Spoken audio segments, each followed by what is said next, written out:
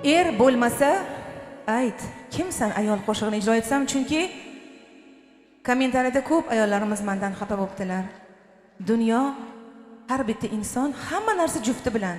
To'g'ri, har xil insonlar bor, lekin agar turmush o'rtoqlarimiz yaxshi bo'lsa, Allohga hamd etib, shukr etib, baxtli yashashimiz kerak. Chunki qariganda baribir insonga do'st kerak, sherik kerak, bola chaqa o'zini yo'liga.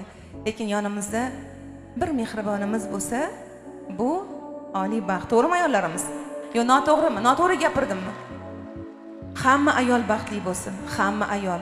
Hech bir ayol yo'qki, men baxtsiz bo'lsam deydi. Hamma ayol, u shoh bo'ladimi, milliarder bo'ladimi, har bitta ayolning qalbida u ayol qilib yaratgan Alloh. Biz ayollar zaifamiz. Shuning uchun yonimizda hamisha mehribon yorlarimiz sog', omon bo'lsin. Agar yaxshi bo'lsa yorlaringiz, ehtiyot qilinglar. Nima deydi? Haqqiga duo qilib, farzandlarimiz uchun biz ota-onalar hamisha yaxshi bo'lishimiz kerak, baxtli bo'lishimiz kerak. Er bo'lmasa ayt, kimmiz? Kimsan ayol?